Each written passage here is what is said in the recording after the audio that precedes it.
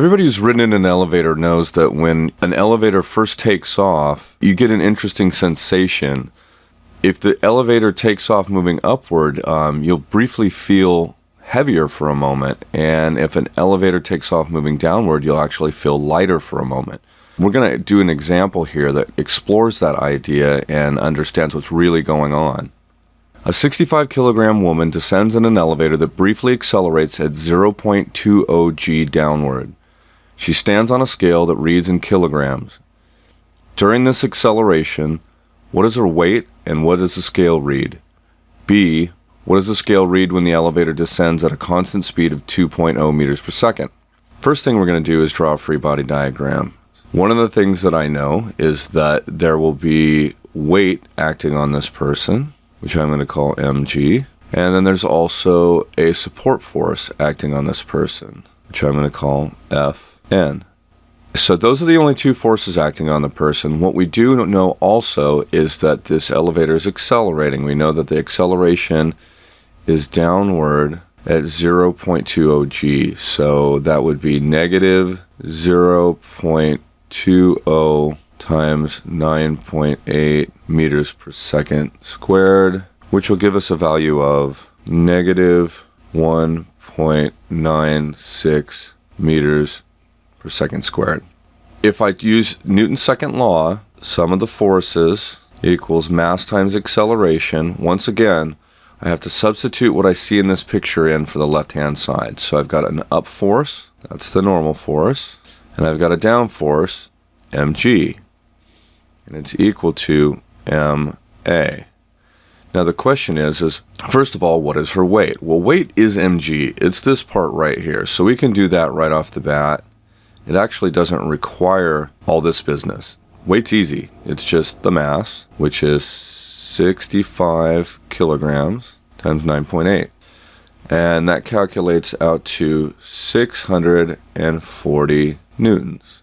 Okay, so the weight of this person is 640 newtons. Now the other question is what's the scale reading? And that comes to an important point. What does a scale actually read? Now many of you would probably say it reads your weight. You stand on a scale, it tells you how much you weigh. But the fact is that's not really true. It only tells you what you weigh if you're not accelerating. What it really reads is the normal force. It reads how hard that scale pushes up on you. And we're about to see that can be affected by the motion.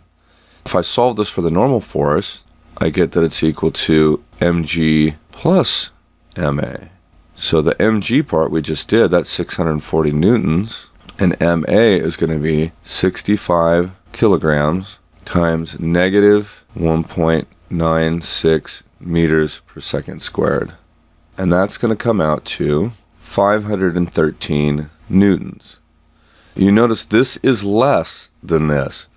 The floor doesn't have to push up as hard on the person because they're accelerating downwards. The fact that the net force is no longer zero and is actually downward means that this force is going to be less than this force. That's the only way a person could accelerate downward. To find out what that mass is, this is what we call our apparent weight, and it's equal to the apparent mass times g. This is just the same formula as up here, but we're throwing this apparent business in here.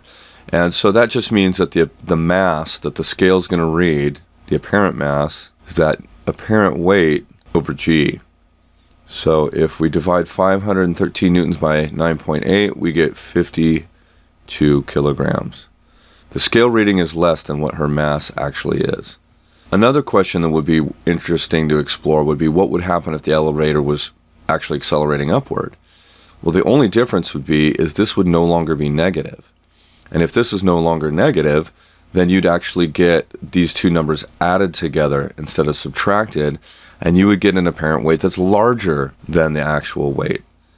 That's the difference between accelerating up and accelerating down on an elevator. And I think everybody who's ever been on an elevator can say, yeah, I've experienced that. When you accelerate up, you feel briefly heavier for a moment, and then when you accelerate downward, you feel briefly lighter. All right, now on to part B. In part B, we're going to do the same thing, except for now we're going to be moving at a constant speed. And hopefully by now you would immediately say constant speed is another way of saying the acceleration is 0. This free body diagram is not changing because we're moving at a constant speed. The forces are still the same. You've got weight downward and normal force upward, which means that if you have the same free body diagram, you're going to have the same equation that it makes. So this is not going to change whatsoever. The big change here is now that acceleration is 0, this term goes to 0, and that means that the normal force equals mg. So now the normal force equals the weight. So the normal force is equal to 640 newtons, which is also equal to your weight. And like we said, your apparent mass is your apparent weight over your g, which I think if you look up here, you're going to see that the only answer you could possibly get for this is 65 kilograms. So if the elevator is moving at a constant speed, by the way, it does not matter that it's 2 meters per second. It could be 100 meters per second. If you're moving at a constant speed, you will see no detectable change in your mass.